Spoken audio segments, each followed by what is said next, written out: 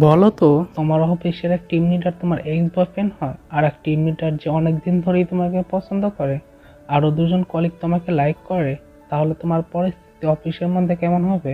আসলে এরকম গল্পই আমরা এই ভিডিওতে দেখতে পাবো। তো ভিডিওটা খুবই ইন্টারেস্টিং হতে চলেছে। তো শুরু করা যাক আজকের গল্পের এক্সপ্লেনেশন। ড্রামার শুরুতেই ড্রামার ফিমেল লিড গুহকে দেখা যায়, যে কিনা নিজের বাড়ি যাচ্ছিল, তাই সে খুবই খুশি ছিল। এরপর তাকে বাড়িতে দেখা যায়, যে তার মাকে বলে, কি ভালো ব্যাপার তাই না, এই গরমের ছুটিতে আমি বাড়িতে এসেছি। মা বলে, তুমি তো এটা জানো, তাহলে জিজ্ঞাসা করছে কেন? এরপর এরা টিভি দেখছিল, তখন গুহ আবারও বলে, এতগুলো ছেলে একটি মেয়েকে কি করে পছন্দ করতে পারে, আর এই মেয়েটি দেখতে ঠিক আমারই মতন, এরও আমার মতো দুটো চোখ আছে আর একটি নাক আছে। মা বলে তখন, তোমাদের দুজনের মধ্যে একটি কমন, সেটা হলো তোমরা দুজনেই মেয়ে, এছাড়া কিছু না। গুহুর কাছে তার ম্যানেজারের কল আসে, যে তার উপরে চিল্লাচ্ছিল। এরপর গুহুর মা গুহুর ভাইকে গুহুর ইনকাম করা টাকা দিচ্ছিল, যেটা তার ভাই নিতে চাচ্ছিল না। তো মা তাকে ফোর্সফুলি টাকাটা দিতে লাগে। তখন গুহু এসে বলে, আমি জানতাম তুমি এরকম কিছু করবে। মা বলে, এই টাকা তুমি আমাকে দিচ্ছেন, তাই আমার ইচ্ছা আমি টাকাটা কোথায় ইউজ করব। তুমি কি ভাবছো তুমি টাকা কামাও বলে তুমি খুবই মহান? এটা শুনে গুহুর ভাইকে টিস করে বলে, আনএমপ্লয়েড হওয়ার থেকে অনেকটাই ভালো। মা তখন বলে, তোমার বয়ফ্রেন্ড তোমার সাথে ব্রেকআপ করেছিল হয়তো এই কারণে, যে তুমি এরকম মিন করে কথা বলো। সে বলে, তুমি এটা কি করে বলতে পারো, যেখানে তুমি জানো ওগুলো চলে যাওয়া আমার জন্য কতটা কষ্টকর ছিল। মা তাকে বলে, তোমার এই টেম্পারেচারের জন্য তোমার কখনো বিয়ে হবে না। গুহ বাইরে এসে নিজের কথা বলে, যে আমার বয়স হলো 29 বছর, আর আমার বয়ফ্রেন্ড কোনো কারণ ছাড়া আমাকে ছেড়ে দিয়েছে, এবং আমার পরিবার আমাকে ভালোবাসে না, এমনকি আমার চেয়ে 3 বছরের ছোট মেয়ে একটি বাচ্চাও আছে। পরের সিনে ড্রামার মেল লিডকে দেখা যায়, যে গুহর ম্যানেজার, তার নাম হলো ক্যাং। আজ গুহর অফিসে আসতে লেট হয়ে যাওয়ার কারণে ম্যানেজারের কাছে এসে সরি বলে। সে বলে, ইটস ওকে, এমনিতেও তুমি আর এখন থেকে আমার টিমে নেই, তুমি এখন থেকে টিম বিতে কাজ করবে। গুহ তার বেস্ট ফ্রেন্ডকে বলে, যদি আমার ব্রেকআপ না হতো তাহলে আমার আজ বিয়ে হয়ে যেত, হয়তো আমি কাজও করতাম না, কিন্তু আজ থেকে আমি খুব মন দিয়ে কাজ করব। আমার জীবনে কোনো পুরুষ মানুষের দরকার নেই। তখন বন্ধু বলে, এই হোপ আমার নিউ টিম ম্যানেজার ভালোই হবে। সে বলে, আমি শিওর যে উনি ম্যানেজার ক্যাঙ্গের চেয়ে তো ভালোই হবেন।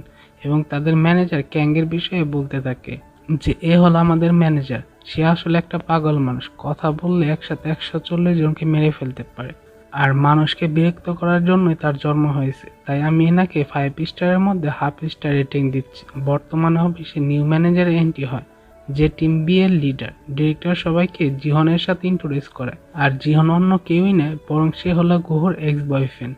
দুজন একে অপরকে দেখে তাকায়, আর তাদের ফেস এক্সপ্রেশনের মধ্যে দাঁড়িয়ে ক্যাং নোটিস করে গুহ জোহনকে এক্স বয়ফ্রেন্ড হিসেবে 1 স্টার রেটিং দেয়। এরপর গুহ ভালোভাবে মেকআপ করে মিটিং রুমে চলে আসে।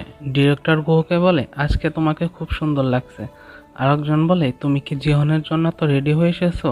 সে বলে, একদমই না। তখন সবাই তার মেকআপের জন্য কিছু না কিছু সুনাম করে।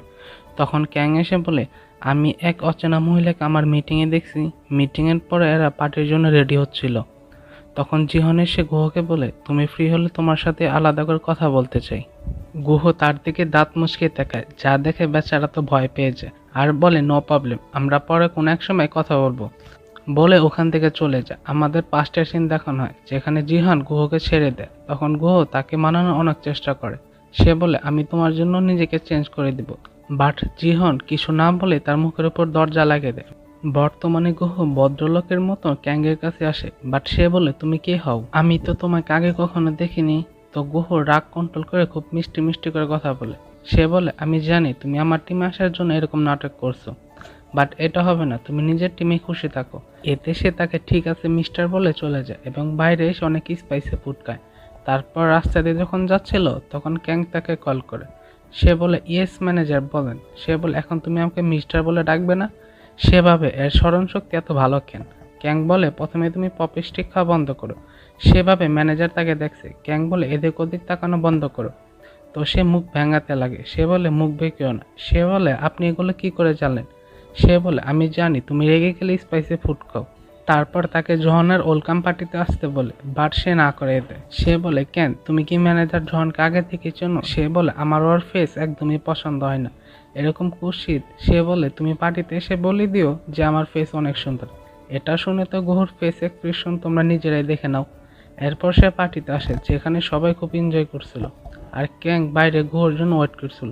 এদিকে জোহান গান করে শোনা। এটা শুনে গুহর তার কাটানো সুইট মোমেন্টগুলো মনে পড়ে যায় এবং সে স্যাট হয়ে বাইরে চলে আসে।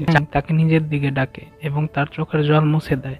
এতে বোঝা যায় ক্যাং হয়তো তাকে সিক্রেটলি লাভ করে। পরের সিন, অফিসে একটা আইসক্রিম অ্যাডভাইজমেন্ট নিয়ে প্রবলেম শুরু হয়ে যায়। সে এটা তার ম্যানেজার জিয়নকে বলতে যাচ্ছিল, কিন্তু সে তার থেকে 1 মিটার ডিস্টেন্স বজায় রেখে চলে। এটা জিয়ন বুঝতে পারে। ওদিকে ক্যাং এর নজর এদের উপরেই ছিল। গুহ বলে, ওই আইসক্রিম অ্যাডভাইজমেন্ট অ্যাক্টরের সাথে কিছু প্রবলেম হয়ে গেছে, ওনার সাথে আমাদের কোনো কন্ট্যাক্ট হচ্ছে না। এটা শুনে জোহান অন্য মেয়েকে তার সাথে নিয়ে ওই প্রবলেমটা সলভ করার জন্য চলে যায়, যেটা দেখে গুহ জেলেস হয়ে যায়। সে বলে, আমার সামনে তো অন্য মেয়েকে নিয়ে চলে গেল। তখন তার নিজের মায়ের অ্যাডভাইসের কথা মনে পড়ে যে ছাড়ো তোমার পুরনো ওই ভালোবাসাকে আর নতুন ভালোবাসার দিকে ফোকাস করো। আজ কোম্পানিতে অনেক হ্যান্ডসাম ছেলে এসেছিল অ্যাডভাইজারি টিমের জন্য। তখন গুহ তাদের দিকে কন্টিনিউয়াস দেখছিল। তখনই কিয়াং এসে বলে, এইভাবে তাকিও না, তাহলে তোমার চোখের মনি খুলে এসে নিচে গড়াতে লাগবে। সে বলে, বস, এদের দেখতে আলাদাই মজা লাগছে। কিয়াং জেলাস হয়ে তাকে অনেকগুলো কাজ দিয়ে দেয়। যাও, এই কাজগুলো করো, এবং তার আগে এসে দাঁড়িয়ে যায় যাতে ওই ছেলেগুলোকে না দেখতে পায়। যাই হোক, গুহ রাগ করে কাজগুলো করতে লাগে। ক্যাংকে জিজ্ঞাসা করে, বস, এই এক্সট্রা কাজের জন্য আমি কি পাবো? সে বলে, উইকেন্ডে আমি তোমার সাথে ডিনারে যাব। গুহ মিথ্যা বলে দেয় যে উইকেন্ডে আমার মায়ের সাথে আমি ডিনারে যাচ্ছি, কিন্তু আসলে তার মা তার জন্য একটা ব্লাইন্ড ডেট ফিক্সড করেছিল। সে যখন ডেটে আসে তখন তার ব্লাইন্ড ডেটের ছেলেটি একদম তার পাগল বস ক্যাংয়ের মতনই দেখাচ্ছিল, কিন্তু দুজনে আলাদা মানুষ ছিল। কারণ ক্যাং ওইখানে কোনো কাজের জন্য এসেছিল এবং গুহকে অন্য কোনো ছেলের সাথে দেখে তখন বোঝা যায় এ হলো 1 নম্বরের মিথ্যাবাদী। যাই হোক, এসব দেখে ক্যাংয়ের জেলাসি হাই লেভেলে হয়ে যায় এবং সে হোটেলের বাইরে এসে গুহর জন্য ওয়েট করতে লাগে। কিন্তু কিছুক্ষণ পর আর ওয়েট করতে না পেরে সে নিজেই ভিতরে যাচ্ছিল। তখন গুহ বাইরে আসছিল। সে তাকে বলে, প্লিজ বস, আমাকে হেল্প করুন ওই আইসক্রিম অ্যাক্টরের খোঁজ খবর নিতে। এতে ক্যাং অ্যাটিটিউড দেখিয়ে বলে, আমি তোমার ম্যানেজার না, তাহলে আমি তোমাকে হেল্প করবো কেন? তাছাড়া এখন তো মনে হচ্ছে তোমার মাকে গিয়েই হাই হ্যালো করে আসা উচিত। সে বলে, বস, তার কোনো দরকার নেই। ক্যাং বলে, যাই হোক, তোমার যদি অফিসে যেতে হয় তাহলে তুমি আমার সাথে যেতে পারো। এরপর গুহ ক্যাং এর সাথে অফিসে চলে আসে। তখন তাদের একসাথে দেখে জিহনের এরপর মিটিং করতে করতে অনেকটা লেট হয়ে গেছিল। তাই জিহন তাকে বাড়ি ছাড়তে যাওয়ার কথা বলে, কিন্তু গুহ না করে দেয়, কারণ সে আসেই কোম্পানিতেই থাকতে চলেছে।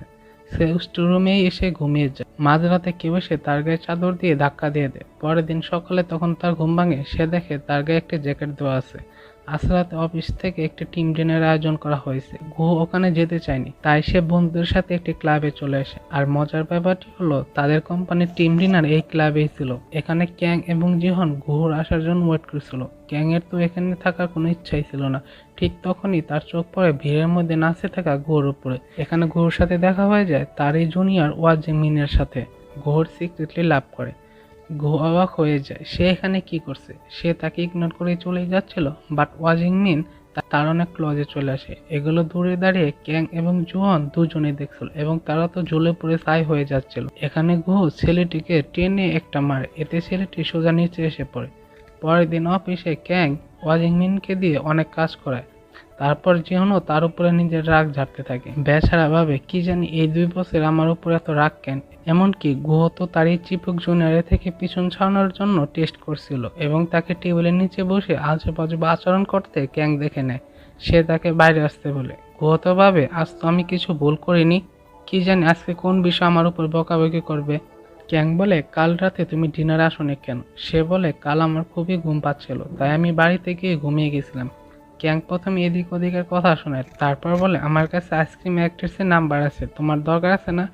বাট সে তার কথা না শুনে ভুলভাল বলতে লাগে। সে বলে, তোমার যখন দরকারই নেই তাহলে ঠিক আছে, বলে ওখান থেকে চলে যাচ্ছিল। সে তার হাত ধরে বলে, প্লিজ বস, নাম্বারটা আমাকে দিন, আমার খুবই দরকার। যার এরকম আচরণ দেখে ক্যাং নার্ভাস হয়ে যায়। নাম্বারটি পেয়ে সে তো অনেক আনন্দে পাগল হতে লাগে এবং অ্যাটিটিউডের সাথে এসে জিয়নের সামনে আসে, তাকে এই নাম্বারটা দেয়। তখনই প্রবলেম তার সামনে চলে আসে, মানে ওই চিপুক জুনিয়র তখন ক্যাং চলে আসে। গুহকে তার থেকে বাঁচা আর তাকে অনেক করে কাজ আর এক এক করে তার ভুলগুলো দেখাতে লাগে। জুনিয়র তো পুরো চিপ ছিল, জিহনতে কোনো অংশে কম ছিল না। সে গুহকে নিজের সাথে নিয়ে যায় আইসক্রিম এর জন্য ডিল করতে, যে আর অন্য কেউ না বরং সে হলো আসলে একটা লি জিংসু। তো ফ্রেন্ডস, তোমাদের মধ্যে কে কে লি জুংসুকে পছন্দ করো তা অবশ্যই আমাকে কমেন্টে জানিও। আর লি জুংসুর অনেক বেশি ফ্যান হয়ে থাকো তাহলে একটা দারুণ ড্রামার এক্সপ্লেন করব। যাই হোক, এখানে দুজনে আইসক্রিম অ্যাডের ডিল ফুলফিল করে, এতে দুজনে অনেক হ্যাপি হয়। এতে দুজনে আনন্দে হাইফাই করতে গিয়ে ওখানেই থেমে যায়। এরা মনে করে যে ওদের দুজনের আসলে বর্তমানে কি সম্পর্ক। ফেরার সময় গুহুকে রাইড দিতেছে, বাট সে না করে দেয়। এরপর সে একাই বাড়ি যাচ্ছিল, তখনই আবার তার সামনে ওই চিপকো জুনিয়র চলে আসে, যাকে দেখে গুহ ভাবে মনে হয় এ আমার হাতে চরকা ওঠা ভুলে গেছে, আর না হলে খুবই অভদ্র। তাই তাকে ডিরেক্ট বলে দেয় এগুলো কি চলছে। জ্যামিন বলে দেয়, সিনিয়র, আমি আপনাকে অনেক পছন্দ করি। এটা শুনে গুহ পুরোই শক্ত হয়ে যায়। আর এখানে আমাদের আজকের পর্বটি শেষ করছি। পরবর্তী পর্বের জন্য অবশ্যই পাশে থেকো, খুব তাড়াতাড়ি দ্বিতীয় পর্বটি চলে আসবে। সবাই ভালো থেকো, সুস্থ থেকো, আল্লাহ হাফেজ।